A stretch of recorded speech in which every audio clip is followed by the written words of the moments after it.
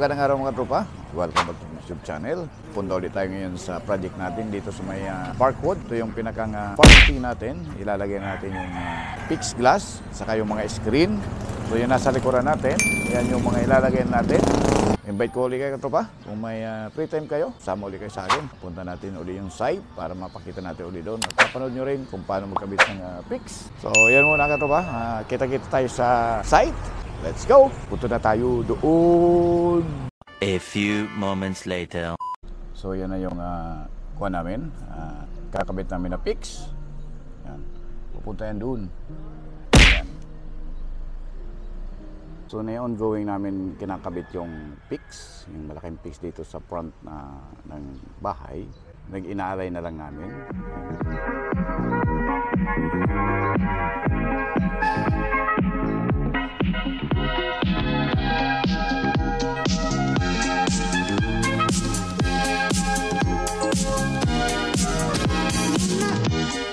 Po yung aming si Ma'am. Siya yung nag-speak ng ating ginagawa. Si Ma'am Lichelle. Yeah. So isa-isa namin ni Ma'am yung aming gawa. Yan. Yan ba may kwan na rin? Yan, wala naman. Hindi, doon sa ginagano na, no? Oo. So yan, so testing kasi namin yung Ma'am. Ito yung preliminary inspection. May big pong, oh. Ano nangyari dito ng pokpok? Hindi ba? Ay, hilutin na lang. Oo, maayos pa ba to? Makuha niyan, Ma'am. Madalit Paano sila. gagawin?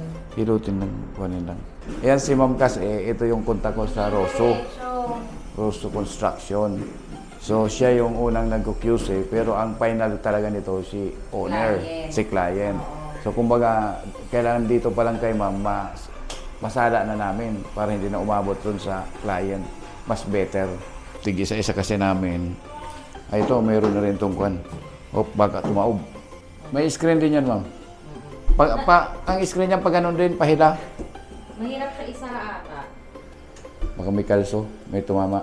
Hindi, mahirap siya isara. Ewan ko, pakitaray mo. Ikon ko na. So, ingat natin. Bukas sara mo, sir. Wala naman. Kasi may guma to eh. Yan oh. Itry mo nga bukas tapos sara. Baka mahina lang ang ano ko. Yan. Pero medyo mahirap siya kumpara sa iba, no? Yes. Paano ba Medyo i-adjust yan? itingnan lang natin. Pero may kwan kasi yan dito, guma. Ito, yung guma dito, Yan ang tatama rin. pumipigil? Oo, yun ang pumipigil. May guma kasi yan dito, may guma rin doon. Okay. Pag ganyan.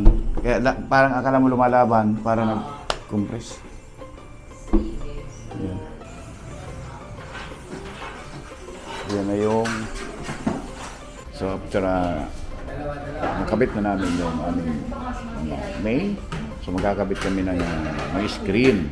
So, tatlong klase screen kasi rito. Isang sliding, isang swing up, saka swing talaga siya. Yun. So, yung definition na rin swing talaga yan. Swing papasok. Enter. Tapos swing up yung sa screen door, ay sa awning. Yan. So, yan yung ating so, ito na yung ating swing screen. Yan. So, after mailagay na yung screen, so, naglalagay kami rito ng magnetic. So, yun siya yung mag-hold ng screen para hindi naman mahirap buksan yung sabihin.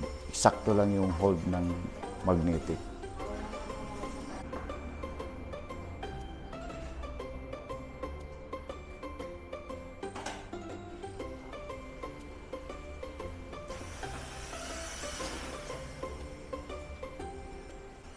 So, i-function test natin.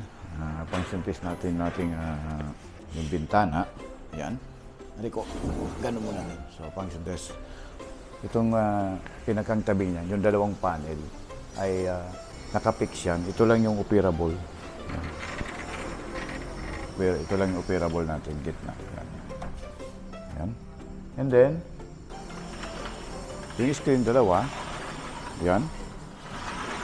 Ito naman yung operable. Ito yung sabi ko sa labas, kailangan na ilagay. Ayan. And then, ito yung fix magkabilang side. Pero 3 tracks yan. So yung screen ay may sarili rin rail. Itong screen na to, itong naggaganon. Yan. So may sarili rin yung rail. Kung tawagin namin 3 tracks. So equal. So maganda ito, madulas. Ano? Maganda yung pagkakuha niya. Ito yung matte gray, yung kulay niya. Series CB98 series, yung section. And then yung screen, ang ginamit natin dyan ay yung 900 series na interlocker. Pang security screen interlocker. Ito. Pang 900 series ito. Ayan. Ito naman CB98. Ito. CB98. Pero 3 track siya. Ayan. So, ang ginamit pala natin dito screen ay hard mesh o security screen. So, for life na to. Kahit kuhanin to ng bata, hindi to masira. Kasi hard kuhan to, yung parang steel na pinorder coat na pino. So, hindi rin papasok yung lamok. Ay, pumasok din yung lamok.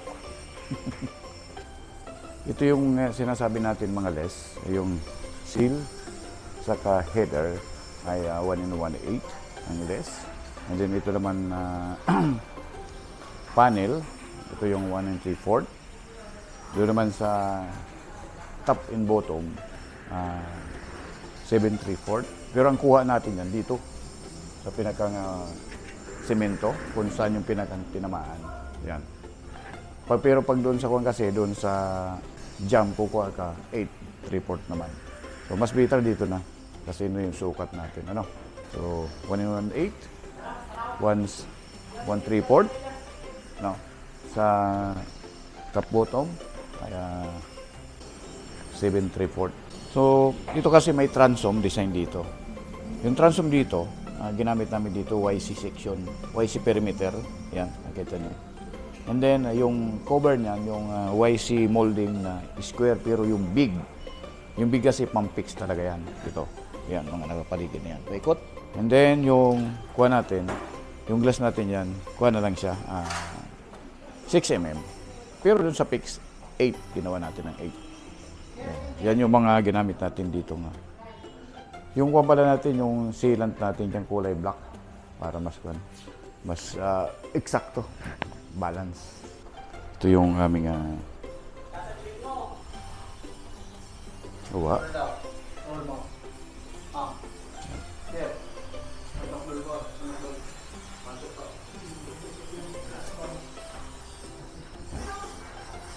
So ito yung fix namin. Ito yung harap ng stair. So second floor, in between almost second floor na siya, level ng second floor. Ito naman yung lalagyan namin ng sliding. So mayroon na rin yan na prepare.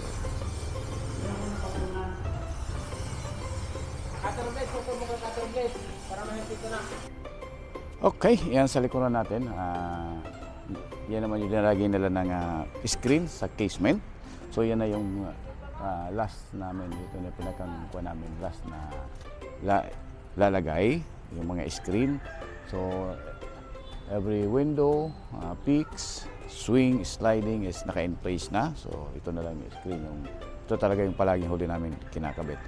So yan yung kabuhan natin dito, katropa, sa ginawa namin dito sa project, dito sa Parkwood. Thank you sa Russo Construction at kami yung napili nyo, ma'am. So kung may mga comment kayo, katropa, sa mga nakita nyo sa aming ginawa or para ma-improve pa namin, same time, kung meron kayong mga kailangan pang i-tackles na napanood nyo, ay thank you very much. Ayan si Ma'am Sheil. Ayan. Ayan. So, hanggang sa muli mga tropa. Salamat sa panonood. Bye-bye. Even when you feel low, you can still go. Even when you feel slow, you can still go. Even when there's no hope, you can still go. I never answer to no, man, I still go. Go, go, go, go, go, go, go, go, go, go, go, go, yo, go, go, go. Hustle hard, hustle every single day.